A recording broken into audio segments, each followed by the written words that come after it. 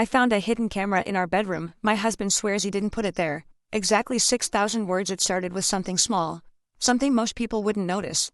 A blinking light, red, tiny, almost hidden behind the bookshelf in our bedroom. I only saw it because I dropped my earring. Bent down to look under the dresser. And there it was. Blink, blink, blink. At first, I thought it was a smoke detector. Or a forgotten charger. But then I looked closer. It was a camera, a small black cube. Tucked behind a row of old books. I froze. My heartbeat slammed in my chest. I reached out with trembling fingers, pulled it free. It was warm. Still running, still. Recording. My name's Kali. I'm 29, married to Ben. We've been together for 5 years. We've had our ups and downs. But nothing like this.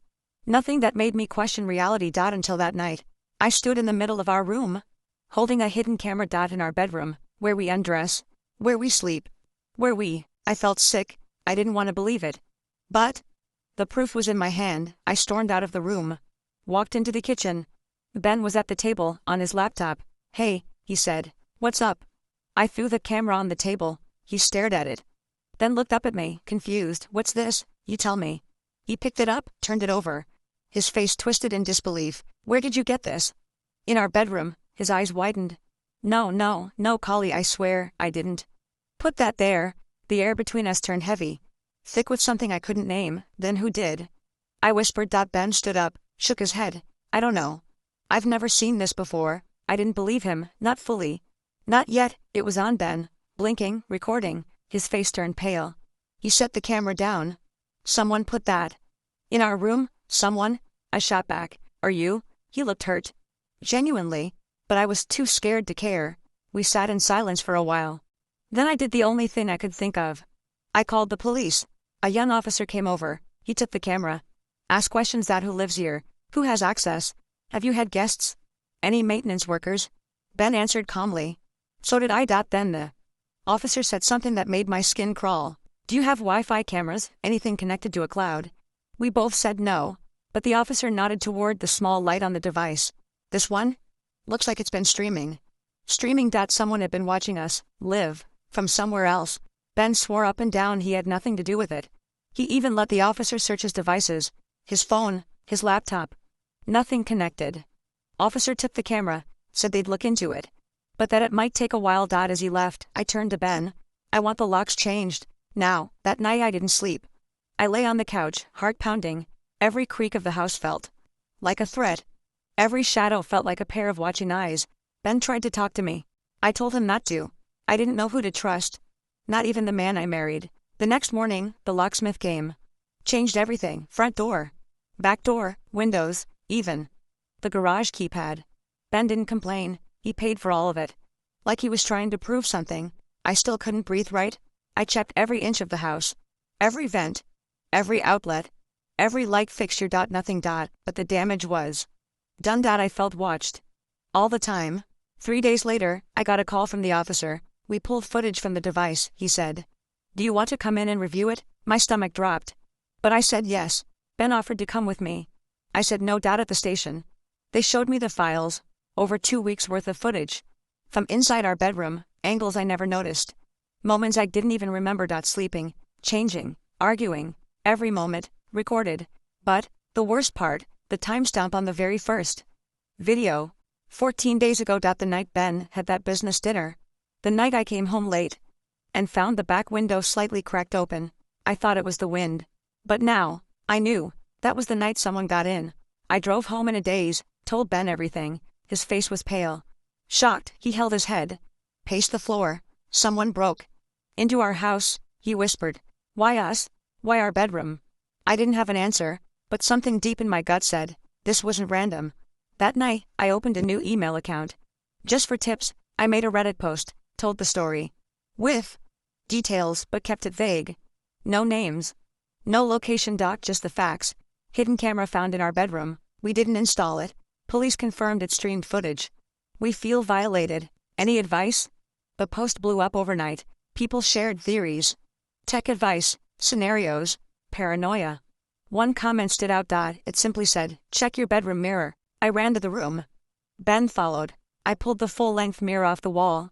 Nothing, just drywall. But something felt off. I knocked on it. Hollow. Ben stepped forward, tapped a panel on the bottom. It creaked out a secret compartment inside. Another device, a second camera, this one smaller, battery-powered, no blinking light. Ben stepped back, staring in disbelief. "Collie," he whispered. "I swear, but I was already dialing the police. Again, thought they came fast this time. Found the second camera. Took it into evidence." The officer looked at us and said, "Someone went to serious effort for this." He looked at Ben. "Are you sure you don't recognize the model?" Ben shook his head, his hands trembling. "I swear to you, I don't know anything about this." But now, even the officer looked skeptical. That night, I didn't just sleep on the couch. I booked a hotel alone. I couldn't stay there. Not with Ben, not until I knew the truth, because something was very wrong, and I wasn't sure what scared me more, that someone broke in and planted cameras. Or that someone I loved might be lying to my face. He stood there, in the doorway, still holding his keys. I could see the panic on his face. He knew what I had seen, and I couldn't breathe.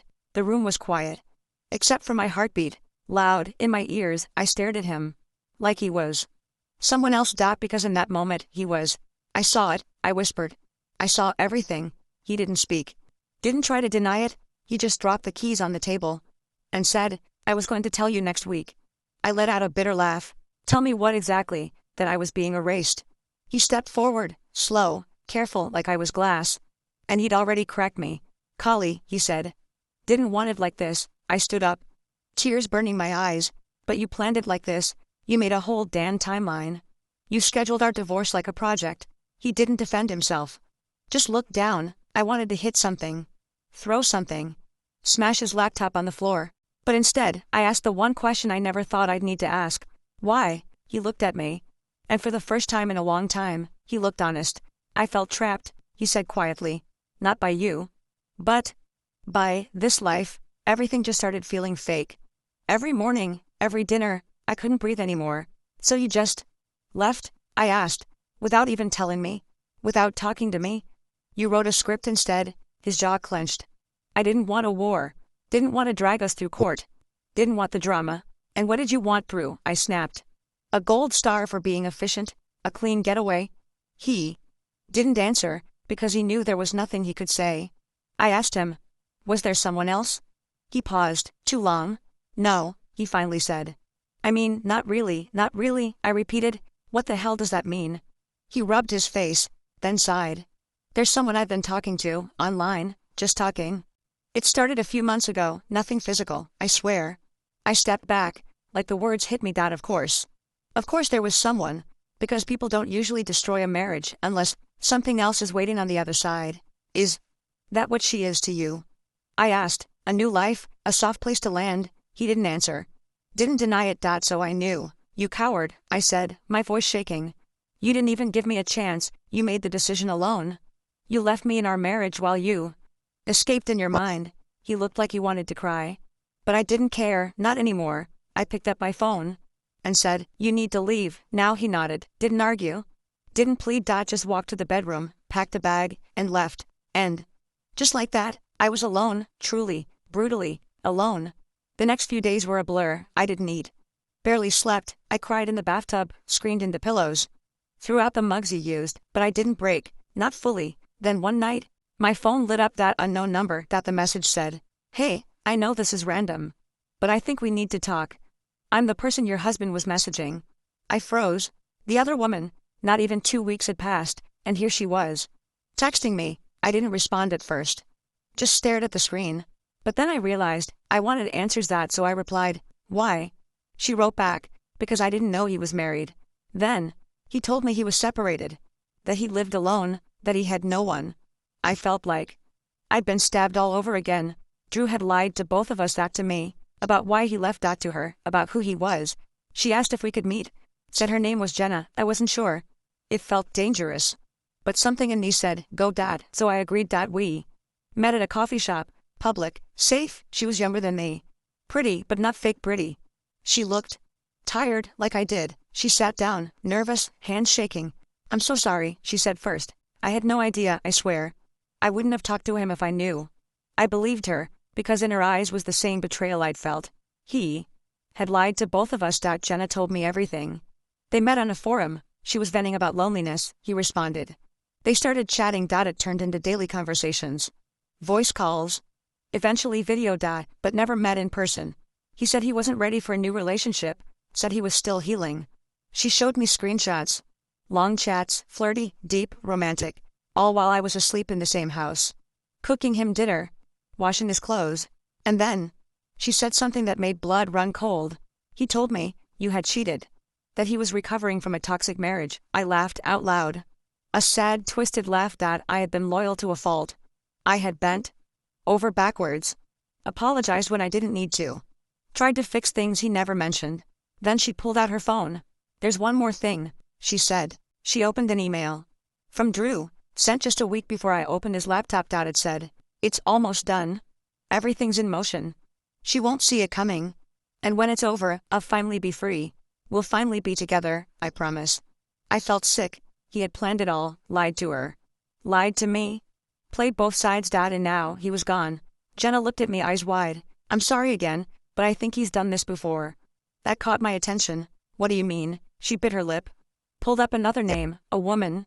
In another state. Drew had used a different name. But the face was the same. He had catfished her. Gotten money. Promised marriage, and ghosted her. I felt my head spin. This wasn't just a man who wanted out. This was something else. After Jenna left, I stayed at the coffee shop, staring into my cold drink, and all I could think was, who was Drew? Because I didn't know anymore. Not really. Not at all. So I went home. Opened his laptop again. And searched deeper.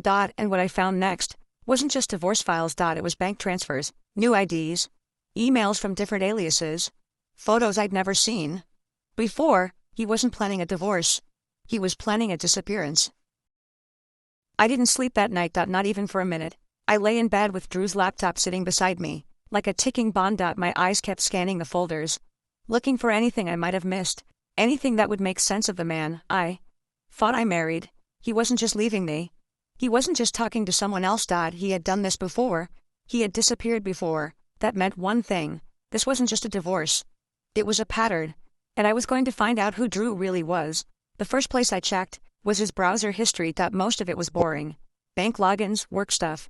News sites. Then I saw one link. It was visited multiple times. How to legally vanish without a trace. I clicked it. It led to a dark web forum. Private. Hidden. The tab didn't open. But it had a cached version. And there it was.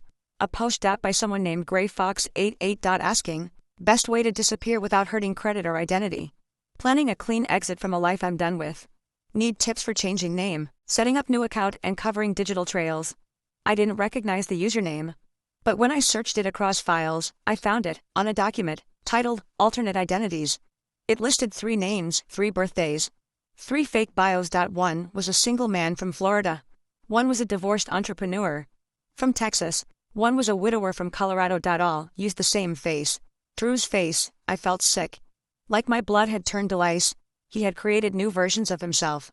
And I had no idea. He wasn't Drew. He was whoever he needed to be. The next day, I called Jenna. Told her what I found. She was horrified. He told me his name was Nathan. She said. Then, after a long pause, my friend works in private security. He might be able to help us find out more. 2 days later, her friend Caleb showed up at my door. Tall, calm, professional. I don't work for the government, he said. But I do know how to find ghosts. I gave him the laptop. Told him everything. From the first moment to the last goodbye. He didn't flinch. I'll dig. Give me 3 days. Those 3 days were long. I barely left the house. I was afraid of what I'd find, and afraid not to find anything at all. Then the call came. I need to show you something. Caleb said. We met at Jenna's place. He opened his laptop. And what he showed us took the ground from under me. Drew wasn't Drew. His legal name was Gavin Rourke. Born in 1987, in Nevada. Arrested once at 19 for credit card fraud. Charges dropped. Changed his name at 26 to Andrew Collister. Moved to Seattle. Started fresh. Got a new ID. He was never married before me. But he'd been engaged. Twice. Both women had filed police reports. One disappeared after filing.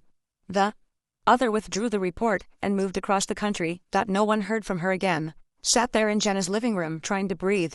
Trying to understand. The man I cooked for, slept next to, shared vows with. He was a fraud, a predator, a chameleon. Do you think he's dangerous? I asked. Caleb nodded slowly. He's smart, cautious. If he feels threatened, he'll vanish, or worse. Worse. The word echoed in my mind. I hadn't told anyone else yet. Not even my parents. Not my friends. How do you explain that your husband of 6 years never existed? That everything was a script, a performance? I called the police, showed them what we found. The officer was polite, but skeptical. He didn't steal from you. Didn't harm you physically. And technically, he's allowed to change his name. I felt like screaming. Caleb leaned in. There's more, he said. He pulled up a map. Locations. Drew Gavin had been renting storage units under fake names. 2 in my city. One in a nearby town. He had visited all 3 in the past month, and he had been seen by a camera near one of them. We drove to the nearest one. Jenna, Caleb, and me. Caleb had a warrant from an old contact. We opened the unit. And inside were bins. Labeled. Stacked. Organized. There were burner phones, laptops, SIM cards, fake IDs. Photos of other women. Letters. Passports, even wigs, glasses. Disguises. Jenna gasped that one of the women in the photo was her, from a grocery store. She never knew it was taken. And then I found something else. A folder, labeled, Final Step. Inside, a printed one-way flight ticket, departure, next week. Destination, Belize. Under a fake name, he was going to vanish. For good. My hands shook. As I held the ticket. I have to stop him, I whispered. I have to expose him. The police got involved after they saw the unit. Now they took it seriously. FBI was contacted. A fraud investigation opened. But he was still out there, and I knew the clock was ticking. He had 1 week. One chance to disappear forever, and if I didn't act fast, I'd never see him again. Caleb made a plan. We'd track him. Watch his movements, wait. For him, at the airport. Let him make the mistake. Let him walk into his own trap. But I wanted something more. I wanted answers. I wanted him to see that I knew. So I sent him a message. From a new number, no name, just 3 words, nice exit plan. He replied 10 minutes later, Kali, where did you see that? What are you doing? We can talk. I didn't respond. He messaged again. And again, then he called. I didn't answer. I watched as the mask began to crack. His calm was gone. Now it was panic. Because he knew. The game was over, and still. Part of me wondered, would he run? Would he come back? Would he try something worse? The night before the flight, I got one last message from a blocked number. You think you won, but you don't know anything. Don't follow me, don't push me, or you'll regret it. I stared at the message, my fingers trembling. Then I smiled, because I already had the FBI waiting. The airport security alerted. The trap set. And in less than 24 hours, the man who called himself my husband would finally be caught. The day had come, the day everything would end. I stood outside the airport, wearing a baseball cap, a hoodie, sunglasses. I was shaking. Not from fear, but from knowing this was the final moment, the end of Drew's game. Or Gavin's, or whoever the hell he really was. Caleb was already inside. So was Jenna, and so were 2 agents from the FBI's cyber division. Everyone was in position, watching, waiting, tracking his every move. We had confirmed it all. The ticket was real. The flight was real. The ID matched one of his aliases.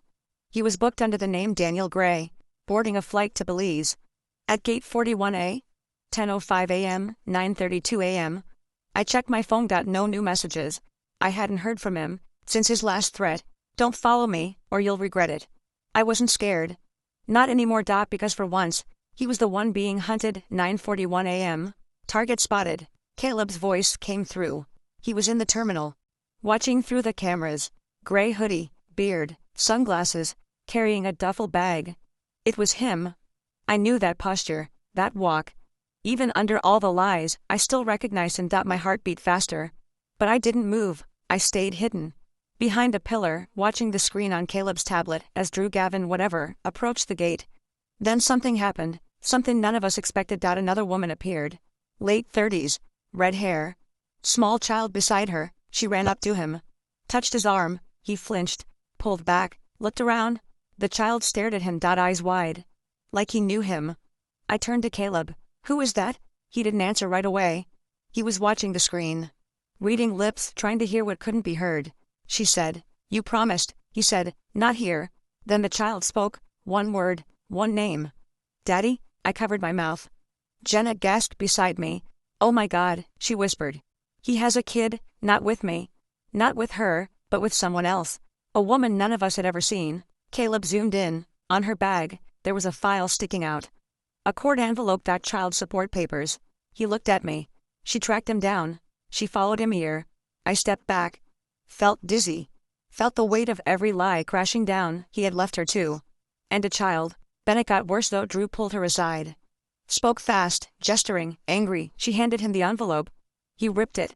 Right there in the airport. Tore it in half. Threw it in the trash. The agents moved closer, but didn't act yet.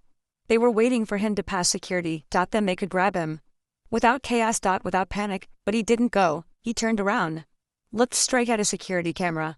Like he knew. Then he dropped the bag. Pulled something from his pocket. My blood froze. Was it a weapon? Was he going to do something insane? No. It was a flash drive. He held it up. Then placed it on the trash can beside him and walked away. Fast. Not toward the gate, but away. He's bolting, Caleb said. Team, move now. The agents swarmed. Ran across the terminal. People gasped. Scattered, confused. Drew tried to push through, but they were faster. One agent tackled him. Brought him down. The other cuffed him. Gavin Rourke, you're under arrest. I watched from behind the pillar. He didn't look for me. Didn't fight. Didn't speak. Just stared at the floor. Like he knew it was over. Then the red-haired woman came running, with her son. Tears in her eyes. She shouted, "You ruined everything." I couldn't move. Couldn't speak. This man, he had left wreckage everywhere. Me, Jenna, that woman. That child. All of us believing we were the only one. The agents took him away. Through a private door. I didn't follow. I just sat on a bench nearby. Staring at the flash drive he had left behind. Caleb picked it up. Held it like it might explode. Let's see what this is, he said. Hours later, we were back at my house. Watching the contents on my computer screen, there were files, hundreds. Of women, names, photos, emails, social profiles, list of aliases, locations, passwords. It was his entire network. His entire life of lies. Mapped out. This is a goldmine, Caleb said. He must have known he couldn't run forever. This is a confession, or insurance, or both. We turned to the last file. A video, dated 2 nights ago. He sat at a desk. No disguise, just himself. And he spoke. If you're seeing this, I got caught. I knew it would happen. One day. I never meant to hurt anyone, but I couldn't stay in one life. It always felt wrong. Like wearing someone else's skin. Kali, if you're watching, I'm sorry, not for what I did. But for the way I did it. You were the closest I ever came to staying. But even you couldn't hold me down. I closed the video. I didn't want to hear anymore. Not excuses. Not lies. Just silence. He was in custody now. Facing charges of identity fraud, wire fraud, and obstruction. The red-haired woman filed for full custody. Jenna pressed charges for emotional harm, and I started to rebuild that slowly. One truth at a time. People kept asking, how did I not know? How could I live with someone so fake and not see it? And to that, I say this. You don't always see monsters in the light. Some wear wedding rings. And kiss your forehead. And promise a vacation while secretly packing an exit plan. But I saw him now. For what he truly was. And I would never be fooled again. The courthouse smelled like paper and fear. I sat in the second row, hands in my lap. Heart in my throat. Drew or Gavin was 2 rows ahead, in a gray jumpsuit, wrists cuffed. Staring straight ahead, he didn't look back. Not once. Jenna sat beside me. So did the red-haired woman. Her name was Elise, and the boy's name was Ryan. He sat quietly with a toy car, clutched tight in his hand. He didn't understand. Not yet, not fully, but one day he would. The charges were read aloud. Fraud, falsifying documents, multiple counts of identity theft, wire fraud, tax evasion, use of false passports. I lost count after the 12th one, but he didn't flinch. Didn't cry, didn't show an ounce of shame. He just stood there, like a ghost wearing skin. Then came the witness statements. Jenna spoke first. Her voice didn't shake. Not even once, she said. He told me he was lonely. That I made him feel alive. That he wanted a future with me, and I believed him. Because I didn't know he already had one with someone else. Next was Elise. Her hands trembled as she held a folded photo. He disappeared the week after I told him I was pregnant. No warning. No word. Just gone. I had to raise Ryan alone. And when I saw his face on the news last week, I almost passed out in my kitchen. She paused. Then added, do you know what it feels like to lie to your child every night? To say, Daddy's busy. When you know the truth is he never planned on coming back. Then it was my turn. I stood slowly. Legs weak, voice unsure, but I told them, Everything. I thought I was planning a vacation, I said. But instead, I found a digital blueprint. For my own erasure, he made a folder. Called it Exit Plan, and in it, he marked the days he'd remove me from my own life. Quietly, neatly, efficiently. I paused. The room was silent, even he looked at me now, but I didn't break. I didn't just lose a husband, I said. I lost 6 years of memories, trust, and identity. Because I thought I was a wife, I thought I was a partner. But I was just a placeholder. Until he decided to vanish again. Then I sat down, and he looked away. Like the coward he'd always been. The judge didn't speak right away. She studied him, then said, "You didn't just defraud banks, you defrauded lives. You destroyed families. This isn't just a financial crime, it's emotional terrorism." He was sentenced to 14 years. No parole until at least 10, additional federal charges pending. The courtroom let out a collective breath that it was over. At least legally, but healing doesn't follow a courtroom. Scheduled at the weeks after that were full of noise, calls from journalists, emails from women who had known him by other names, more than a dozen. One had gotten engaged to him. Another gave him money to invest. All of them left shattered, ashamed. Like me, I tried to go back to work. But the whispers were too loud. Too many people had seen the news. "Isn't she the wife of that fake guy? Must have been so blind." So I left, took time off, started therapy. And slowly started to breathe again. Jenna and I stayed close, strangers bonded by betrayal. We cried together, laughed at old texts, burned some of his things in my backyard. It helped, not a lot, but enough. Then one morning, I got a letter. No stamp, no return address. It just slipped into my mailbox. Inside was a photo, a young woman, long dark hair, soft smile. And on the back, "Have you seen her?" No name, nothing else. I stared at it. Why would someone send this to me? Was it connected to Drew? Or was it someone he'd hurt that I hadn't met yet? I showed it to Caleb. He scanned it, ran it through reverse image tools, and what he found sent a chill down my spine. She had gone missing 6 years ago. Same month. Drew and I met, last seen in New Mexico. She'd been dating a man named Ethan Rowe. Police report filed. Case still open, but the photo of Ethan was a perfect match. To my husband. Caleb contacted the authorities. They reopened the case, and I sat in my living room holding that photo of a girl who vanished. The same week I thought I found love. I had questions. So many. What happened to her? Did she run? Or did he make her disappear? The thought haunted me. Because until then, I believed I had survived the worst of him. But now, I wasn't sure. Maybe I had gotten lucky. Maybe he left before he could become something worse. The next few weeks were filled with detectives. They questioned me again. Pulled data from old devices. Searched old credit cards, trying to trace her steps. Trying to find a body. Or a clue. Anything. But nothing turned up. Just silence. And that made it worse. Because when someone disappears without a trace, you're left imagining every terrible ending. I started dreaming of her, the girl in the photo. I'd see her in crowds, hear her laugh in passing cars. It wasn't real. But it was constant. And one day, it became too much. I drove out to the town where she had vanished, rented a room. Walked the streets she used to walk. Asked questions no one wanted to answer. A local shopkeeper remembered her. "Samantha," he said. That was her name. Sweet girl. Always had a book in her hand. Then he paused. "But that boyfriend." He gave me a bad feeling. He pointed to a motel down the road. They stayed there for 2 weeks, then just gone. I went to that motel, room 7. It was still there. Still stained by years. Still holding secrets. I asked the front desk if I could see it. Showed them my ID. Explained who I was, and they agreed. The room was quiet, dusty, sad, like grief had made a home there. I sat on the bed, closed my eyes, and for a second, I could almost feel her. Samantha. Who trusted the wrong man. At the wrong time. Just like me, but unlike me, she never came home. The motel room wouldn't let me go. I sat there for almost an hour. No sound. Just the buzz of something unfinished inside me. I had no proof Samantha had died there, but I felt something wrong, something left behind. That night I couldn't sleep. Back in my hotel, I tossed, I turned. I thought about her face, and I remembered something. A photo from Drew's flash drive. One that didn't match any of the names on the list. I opened my laptop, searched again, and there it was. A photo labeled July, and it was blurry. Taken from behind. At a bus stop, but it wasn't just a random picture. She was wearing the same shirt from the Samantha missing person flyer. The date matched. He had followed her after she vanished.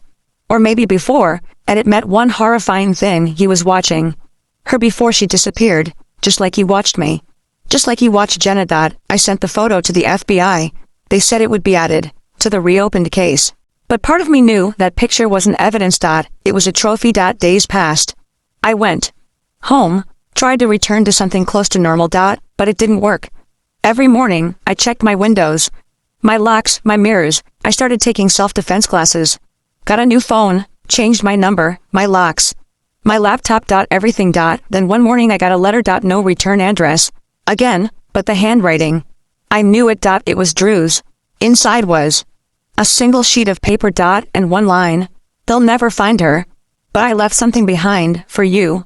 My blood turned cold. What did he mean? Was it a threat? A confession? A trap?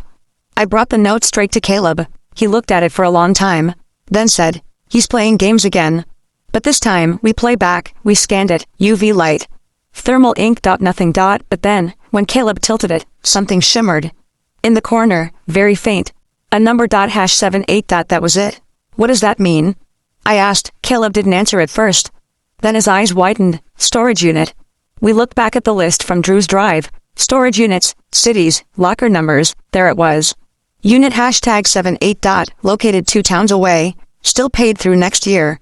Drove that night. Rain pounded the windshield. The roads were slick. It felt like a horror movie, and maybe it was, because what we found, I'll never forget. The key still worked, the lock turned, and the metal door groaned as it opened. Inside were boxes. Labeled. Careful. Meticulous. Just like everything Drew did. We opened the first one. Photos. Of May, of Jenna, of Elise, of Samantha. And others. Too many to count. Each woman had a folder, a timeline, a file. He had tracked us. Like prey. The next box was worse. Journals, written by him, his thoughts, his plans. And one was labeled S. Samantha. I opened it, my hands shaking, and I read. She was smart, too smart. Started asking questions, got suspicious. I warned her, but she wouldn't let go. I told her I'd disappear. She begged me to stay. The last night, she cried. Then she ran. I followed. That was the end. No more entries, but we knew he'd chased her. And after that night, she was never seen again. I sat on the floor, tears running down my face. She's gone, I whispered. I think he killed her. Caleb was quiet. Then he opened another box. And inside, a phone. Old, dead, but still intact. We charged it, opened it, and found a single video. It was shaky, dark, taken from a car. Samantha running down the dirt road, screaming something. We couldn't hear. Then the camera dropped, rustling, breathing, footsteps. Then dash black. It cut off. No sound, no context. But enough to prove something terrible happened. We gave it all to the FBI, and days later, they found what they'd been missing: a shallow grave just outside the motel property. Bones, fabric, a bracelet, DNA confirmed it. Samantha was gone. They added second-degree murder to Drew's charges. He denied it. Of course, said the video was fake. The grave planted, but it didn't matter, because the evidence spoke louder than he ever could. His trial for her death was scheduled for next year, but his fate was sealed. He would die in prison. A monster, caught by his own arrogance, and I survived him, but I would never be the same. Months passed. The calls stopped. The media faded, and slowly I started living again. Really living. I got a new job. A small apartment with no memories. I adopted a cat. Jenna visits sometimes. So does Elise. Ryan calls me Addie now, and I smile more than I cry. But some nights, I still check the windows, still expect him to be standing there, because monsters don't always stay buried. Then one day I got a new letter, different handwriting. No name. Inside was a single message: there are more like him. Be ready. And a second photo. A man I didn't recognize. Smiling. Holding a woman's hand. I flipped it over. Look closely. You're not the only one who almost disappeared. And that's when I realized this wasn't just one man. This was a pattern, a network, and maybe my story wasn't over. Maybe it had just begun.